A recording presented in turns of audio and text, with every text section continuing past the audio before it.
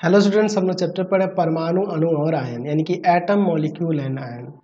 और आज की क्लास में हम लोग परमाणुओं और तत्वों के संकेतों के बारे में देखेंगे। हम लोग बहुत जगह बृहद रूप से रसायन शास्त्र में परमाणुओं और तत्वों के संकेतों का प्रयोग करते हैं, तो उन्हीं संकेतों के बारे में पहले हमें जानना बहुत ही जरूरी है। तो इसलिए मैं यहाँ पे आपको ये बताने वाला हूँ। तो चलिए मैं यहाँ पे हेडिंग दे रहा हूँ, परमाणुओं और तत्वों के संकेत, यानी symbols of atoms and elements. ठीक है, चलिए ये सिंबल यानी कि ये संकेत होते क्या हैं, ये संकेत क्या कहलाते हैं। तो अगर आपके पास किसी तत्व का पूरा नाम दिया हो, जैसे मैं लिखता हूं, यहां पर मैं लिखता हूं ऑक्सीजन। तो ऑक्सीजन आपका एक तत्व हुआ। इस तत्व को हम लोग संक्षेप रूप में किस चीज से संकेतित करते हैं, है ना, वही आपके संकेत कहलाते हैं, सिंबल कहलाते हैं। संकेत का मतलब क्या है, किसी तत्व का पूरा जो नाम हुआ उसका एक संक्षिप्त रूप है ना। तो आप इसे चाहो तो संकेत को यहाँ पे परिभाषित कर सकते हो कि संकेत क्या होता है जी। तो यहाँ पे लिख सकते हैं कि संकेत किसी तत्व के पूर्ण नाम यानी पूरे नाम का एक संक्षिप्त रूप है। ठीक है, ये किस प्रकार के संकेत हम लोग दिखाएंगे, दर्शाएंगे। आधुनिक समय में क्या संकेत है, पहले किस प्रकार के संकेत दिए जाते थे, तो इसके बारे में थोड़ी सी चर्चा कर लेते हैं। तो प्राचीन काल में जो रसायन शास्त्र के ज्ञाता थे, जिन्हें हम लोग कीमियागर कहते हैं, प्राचीन समय में जो रसायन शास्त्र के ज्ञाता थे, नॉलेज रखने वाले थे, उनको कीमियागर कहा जाता है। तो प्राचीन काल के जो कीमियागर थे, उनका मानना था कि पारस पत्थर, ठीक है, एक इस प्रकार ऐसा पत्थर था कि इन लोगों का विश्वास क्या था कीमियागर का, कि ये ऐसा पत्थर है जिसकी सहायता से किसी भी धातु को इसके स्पर्श कराने पे वह सोने में परिवर्तित हो जाता है। तो उस समय क्या करते थे, ये जो कीमियागर खोज कर रहे थे, तो उस समय में इन्होंने इस कार्य को गुप्त रखने के लिए उस समय जो तत्व खोजे थे, पारस पत्थर के खोज में जो तत्व खोजे थे, उन खोजों में उन्होंने क्या किया कि जो भी तत्व मिलते थे ना, तो उनको एक संकेत के रूप में व्यक्त करते कि हो सकता है कहीं यही पारस पत्थर तो नहीं है ना। तो इसलिए अपने समझने के लिए उसे एक अलग संकेत दे दिया, उसका अलग संकेत दे दिया, ताकि वो लोग सिर्फ समझ सके, आम लोग ना समझ सके। ठीक है, तो उस समय इन लोग का ये मानना था। प्राचीन कीमियागर ये भी थे कि उनका ये भी मानना था कि जो जल है और अग्नि है, ये भी तत्व है। जल और अग्नि ये भी तत्व है ना, वायु भी तत्व, इन लोगों का ये सब मानना था। ठीक है, लेकिन आधुनिक समय में ये सब नई प्रणाली आ गई है। तो नई प्रणाली के बारे में हम लोग बेहद रूप से समझेंगे। पहले इनके बारे में भी थोड़ा सा लिख लेते हैं। तो हम लोग यहाँ पे लिख सकते हैं कि प्राचीन कीमियागर का मतलब मैंने आपको बता दिया कि उस समय के जो रसायन शास्त्र के जानने वाले थे, पारस पत्थर के खोज में संलग्न थे। क्यों संलग्न थे, कि उनका मानना था, मैंने अभी आपको बताया कि किसी भी धातु को वो पारस पत्थर के संपर्क में लाते थे ना, तो वो सोना बन जाता, उनका ये मानना था। उनका विश्वास था कि इस पत्थर की सहायता से किसी धातु को सोना में परिवर्तित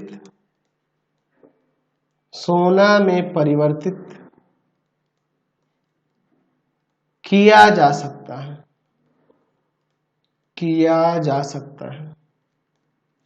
इस कार्य को गुप्त रखने के लिए, गुप्त रखने के लिए उस समय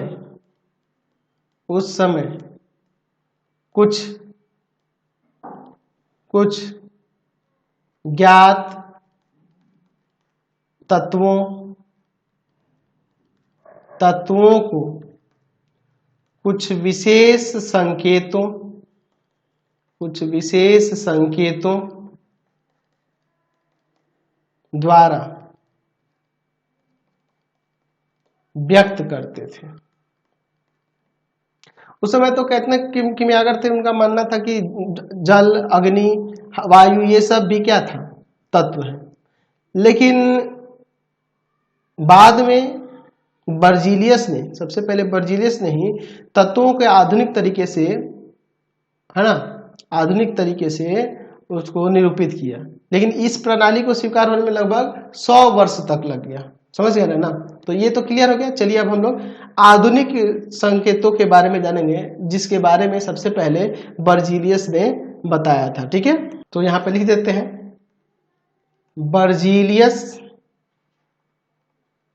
बर्जीलियस द्वारा प्रतिपादित नियम, उधर से ठीक था, प्रतिपादित नियम किससे संबंधित, तत्वों के लिए। तो हम लोग यहाँ में ऐसे भी लिख सकते हैं, इसको हेडिंग ऐसे भी दे सकते हैं कि संकेतों को निरूपित करने के नियम। तो संकेतों के निरूपित करने के नियम हम लोग यहाँ पर 3 प्रकार के नियमों के बारे में समझेंगे। ठीक है, तत्वों के संकेतों द्वारा निरूपित करने के 3 नियम हैं, जिनके बारे में हम लोग देखेंगे। पहला नियम क्या कहता है कि तत्व के अंग्रेजी नाम का प्रथम अक्षर संकेत के लिए लिखा जाता है। अब सभी तत्वों के लिए नहीं, कुछ तत्वों के लिए, हर एक के लिए नहीं। जैसे अगर हम लोग बात करेंगे हाइड्रोजन की, हाइड्रोजन, तो अंग्रेजी में हाइड्रोजन कैसे लिखेंगे, हाइड्रोजन। तो इसका पहला अक्षर H हुआ, तो इसलिए इसका संकेत हो जाएगा H, कैपिटल H। ये संकेत मैं यहाँ पे आपको बता रहा हूं। ठीक है, दूसरा अगर हम लोग बात करते हैं बोरॉन की, बोरॉन, तो इसको कैपिटल B से सूचित कर देंगे। मैं अब बात करता हूं ऑक्सीजन की, ऑक्सीजन, तो इसको कैपिटल O से सूचित कर देंगे। यानी कि अंग्रेजी में जो नाम लिखा जाएगा तत्व का, उसका पहला अक्षर से हम लोग संकेत को ऐसे दर्शा सकते हैं। तो ये कहाँ, पूरे विश्व में भी इसी तरह से हाइड्रोजन को लिखा जाएगा संकेत में, बोरॉन को ऐसे ही, ऑक्सीजन को ऐसे ही। तो इससे क्या होगी, जगह की भी बचत होगी। इतना हाइड्रोजन लिखेंगे और आसानी से हम लोग किसी अभिक्रिया को भी दर्शा पाएंगे इनका उपयोग करके, है ना जी। तो ये तो रहा। अब देखिए कई सारे ऐसे भी तत्व हैं जिनका पहला अक्षर दोनों के लिए समान हो जाएगा। जैसे अभी आपने यहाँ पे देखा हाइड्रोजन लिखा, हीलियम की बात कर लो, तो हीलियम का भी तो H से ही ना शुरू होगा, तो उसके लिए भी अगर H लिखे तो गड़बड़ हो जाएगा ना। हाइड्रोजन कौन है, हीलियम कौन है, फर्क नहीं पता चलेगा। तो इसलिए दूसरा एक और नियम इसमें बना दिया गया। क्या है नियम, देख लीजिए कि जब 2 या अधिक तत्वों के नाम के प्रथम अक्षर एक ही हो यानी समान हो, तो ऐसी स्थिति में तत्व के नाम का प्रथम अक्षर और उसके बाद उसके बाद वाले कोई अन्य प्रधान अक्षर को एक साथ मिलाकर तत्व का संकेत दिया जाता है। ठीक है, तो पहला अक्षर तो रहेगा ही, उसके बाद हम लोग कोई अन्य प्रधान अक्षर लेकर उसको व्यक्त कर देंगे। जैसे मैं यहाँ पे हीलियम की ही बात करता हूं, हीलियम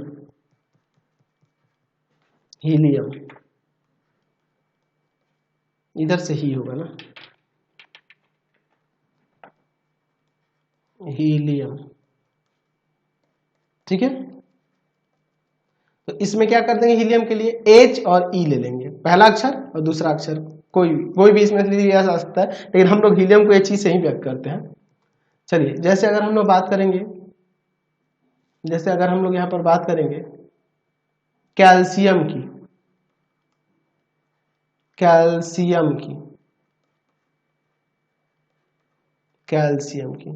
तो इसे C पहला अक्षर और फिर दूसरा अक्षर ले लेंगे। तो ध्यान रखना कि जब इस तरह लिखेंगे तो पहला अक्षर बड़ा और दूसरा अक्षर छोटा होना चाहिए। उसी तरह से अगर हम लोग ये एक अक्षर वाले ये सब संकेत है, तो इसमें सिर्फ एक ही कैपिटल लेटर से ही डिनोट करेंगे। ऑक्सीजन को हर एक जगह कैपिटल ओ ही लिखेंगे, स्मॉल ओ नहीं लिखेंगे।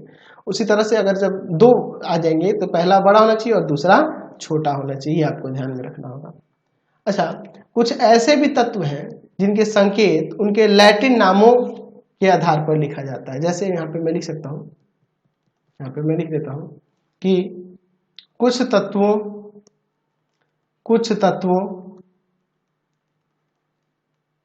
के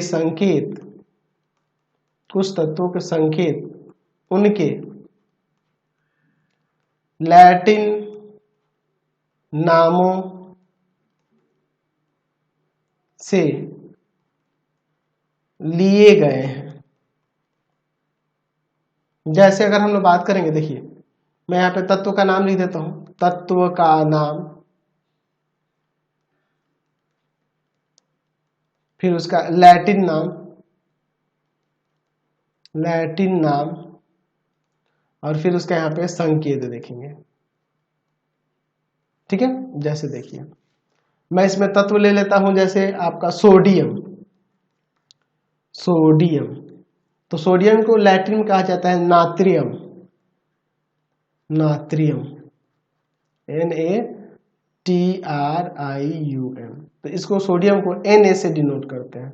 देखिए अंग्रेजी में तो इसको सोडियम को ऐसे नहीं लिखेंगे SODIUM, लेकिन ऐसे इसका लैटिन नाम नात्रियम है, इसलिए इसको Na संकेत से लिखा जाता है। ठीक है, जैसे कॉपर,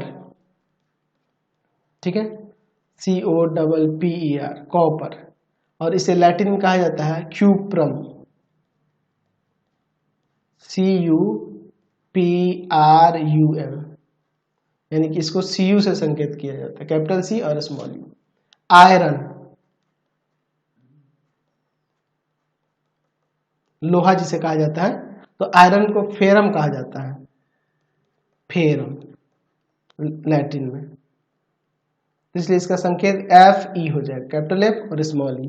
ठीक है, तो इस तरह से हम लोग संकेत देते हैं। तो संकेत की तीन विधियां हो गई, पहली कैपिटल अक्षर द्वारा, दूसरी कैपिटल और फिर एक दूसरा अन्य स्मॉल अक्षर द्वारा, और तीसरी विधि जो है जिसमें लैटिन नाम का इस्तेमाल किया जाता है उनके संकेत को व्यक्त करने के लिए। तो इन तीनों को मिक्स करके हम लोग आधुनिक आवर्त सारणी देखते हैं ना, तो उस आधुनिक आवर्त सारणी को इन तीनों को मिक्स करके वहां पे दिया गया। ऐसा नहीं है कि आप अपने अनुसार हीलियम को H लिख देंगे और हाइड्रोजन को He लिख देंगे, ऐसा नहीं है। जो नियम है उसी के आधार पर चलेंगे, और जो तत्व पहले से लिखे हुए हैं जिस नाम से, उसी संकेत से जाने जाएंगे, आपके हिसाब से संकेत नहीं बदलेंगे। आप ये नहीं कि कैल्शियम को सिर्फ कैपिटल C लिख देंगे, नहीं, ये कार्बन होता है, ये कार्बन के लिए संकेत दिया जाता है। तो आपको ये ध्यान रखना होगा, ये सभी संकेतों को पहचानना होगा, जानना होगा, कम से कम शुरू के 30 तत्वों को समझना होगा और उनके संकेतों को भी आपको याद रखना होगा। तो यहाँ पे देखिए कुछ मैंने संकेत दर्शाए जो प्राचीन समय में यूज होते थे एल्केमिस्ट द्वारा, और ये डाल्टन द्वारा प्रयुक्त होने वाले संकेत हैं। देखो सोना के लिए ऐसे संकेत, यहाँ सोना के लिए ऐसे थे, सिल्वर के लिए इन्होंने ये संकेत दिया था, सिल्वर के लिए इन्होंने ये संकेत दिया, लेड के लिए दिया था इन्होंने, लेड के लिए दिया था। तो ये संकेत प्राचीन संकेत है, इसका इस्तेमाल हम लोग नहीं करते हैं, लेकिन फिर भी आपको मैंने समझाने के लिए, जैसे देखो उस समय में जल और अग्नि को भी माना जाता था, तो अग्नि के लिए इस तरह संकेत देख लो, जल के लिए ऐसा संकेत बना हुआ है, क्योंकि उस समय देखो ये जल को ऐसे संकेत से व्यक्त किए थे डाल्टन, यानी कि उस समय में इसको भी तत्व माना जाता था। चलिए अब हम लोग ये जो तत्व और उनके संकेत देख रहे हैं, ये आधुनिक समय में जो प्रयोग होने वाले संकेत है, जैसे हाइड्रोजन के लिए H, हीलियम के लिए He। देखिए पहले नियम के आधार पर दूसरे नियम के, लिथियम हो गया Li, बेरिलियम हो गया Be, देख रहे हैं ना जी, हाँ, बोरॉन हो गया कैपिटल बी, कार्बन के लिए सी, नाइट्रोजन के लिए कैपिटल एन, ऑक्सीजन के लिए कैपिटल ओ, फ्लोरीन के लिए कैपिटल एफ, नियॉन के लिए एन ई, सोडियम के लिए देखिए ये लैटिन नाम के आधार पर रखा गया है ना, मैग्नीशियम के लिए एम जी। इस तरह से मैंने यहाँ पे सभी दिखाए रखे हैं, ठीक है। जैसे पोटेशियम के लिए पी से ना होना चाहिए संकेत, लेकिन के से है, क्योंकि इसे कालियम कहा जाता है लैटिन में, तो इसलिए उसके लैटिन नाम के आधार पर इसको रखा गया।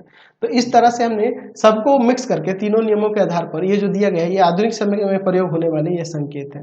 तो चाहो तो आप वीडियो पॉज करके इन संकेतों के बारे में यहाँ से लिख सकते हैं, इनके नाम और इनके संकेत साथ में दिए गए हैं, वीडियो को पॉज करके आप इसे लिख सकते हैं। तो इसका प्रयोग हम लोग आगे करने वाले हैं, ठीक है। चलिए समझ गए। चलिए तो अब हम लोग बात करते हैं कि संकेत का क्या महत्व है, इसके बारे में देखते हैं। संकेत का महत्व, ठीक है। संकेत का महत्व, पहला महत्व तो यही है कि वो पता चल जाता है कि किसी विशेष तत्व के बारे में हम लोग बता रहे हैं, यह किसी विशेष तत्व का या तत्व का निरूपण करता है, ऐसे लिख सकते हैं, निरूपण करता है, ठीक है। तो अगर हम लोग अगर मान लीजिए कोई संकेत लिखते हैं, जैसे H लिख दिया, हाइड्रोजन कैपिटल H, इसका मतलब क्या है कि यह हाइड्रोजन तत्व के एक परमाणु को व्यक्त कर रहा है, यह लिख सकते हैं कि यह संकेत जो होते हैं ये लिख देते हैं, यह तत्व के एक परमाणु को व्यक्त करता है। यानी कि अगर हम लोग H2 लिख देते हैं, इसका मतलब कि उसमें ये जो आप देख रहे हैं हाइड्रोजन के 2 परमाणु इसमें है ना जी। चलिए हम लोग अगर तत्व की बात करें तो तत्व का एक परमाणु अगर हम लोग ऐसे H लिख देते हैं, तो ये हाइड्रोजन जो है ये क्या कर रहा है कि ये उस हाइड्रोजन के परमाणु द्रव्यमान को, एक परमाणु के द्रव्यमान को भी प्रतिनिधित्व करता है। जैसे H लिखते हैं, यानी कि हाइड्रोजन, ये हाइड्रोजन एक तत्व है और हाइड्रोजन का एक परमाणु है, ये हाइड्रोजन का एक परमाणु है और हाइड्रोजन का ग्राम परमाणु द्रव्यमान को व्यक्त कर रहा है। एक्चुअल में हाइड्रोजन का ग्राम परमाणु द्रव्यमान 0.008 ग्राम हाइड्रोजन का परमाणु द्रव्यमान होता है, एक परमाणु का द्रव्यमान, ठीक है। तो हम लोग इसमें लिख सकते हैं कि यह तत्व के एक परमाणु द्रव्यमान का प्रतिनिधित्व करता है। तो ये सभी संकेत के महत्व हो जाएंगे, ठीक है। अब हाइड्रोजन ही किसी भी तत्व को लेकर ऐसे समझ सकते हैं कि अगर मान लीजिए मैं ऑक्सीजन लिखता हूं, तो इसका मतलब क्या है कि यह ऑक्सीजन को निरूपित कर रहा है, ये एक विशेष तत्व, ये O लिख रहे हैं, इसका मतलब एक विशेष तत्व ऑक्सीजन को निरूपित कर रहा है। ये सिर्फ एक पर, अगर O लिख रहे हैं तो ये ऑक्सीजन का एक परमाणु है, O2 लिखे तो ऑक्सीजन के 2 परमाणु, O3 लिखे तो ऑक्सीजन के 3 परमाणु है, ऐसे पढ़ेंगे ना जी। अच्छा, और ये भी देख रहे हैं कि एक परमाणु जो होगा, एक परमाणु, ये जो संकेत O लिखे हैं, ये इस ऑक्सीजन तत्व के एक परमाणु द्रव्यमान का भी प्रतिनिधित्व करता है। तो इसका परमाणु द्रव्यमान होता है 16 एटॉमिक मास यूनिट, 16 U होता है, या 16 U या 16 AMU लिख सकते हैं, या ग्राम में देखेंगे ग्राम परमाणु द्रव्यमान तो 16 ग्राम हो जाएगा। समझ गए, क्लियर है। तो आज की क्लास में इतना ही रहने देते हैं, नेक्स्ट वीडियो में आगे देखेंगे।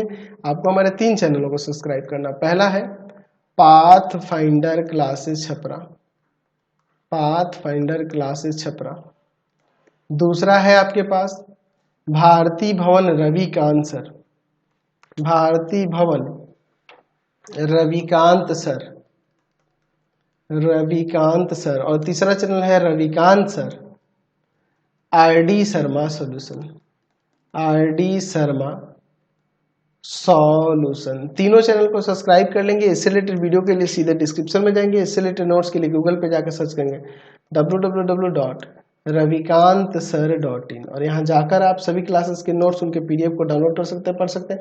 इंस्टाग्राम और फेसबुक पे जाके पाथफाइंडर क्लासेस छपरा को लाइक एंड फॉलो करना नहीं भूलना। Thanks for watching the video. Comment करके जरूर बताएं कि हमारे चैनल्स के वीडियोज आप सभी को कैसे लगते हैं। Thanks for watching.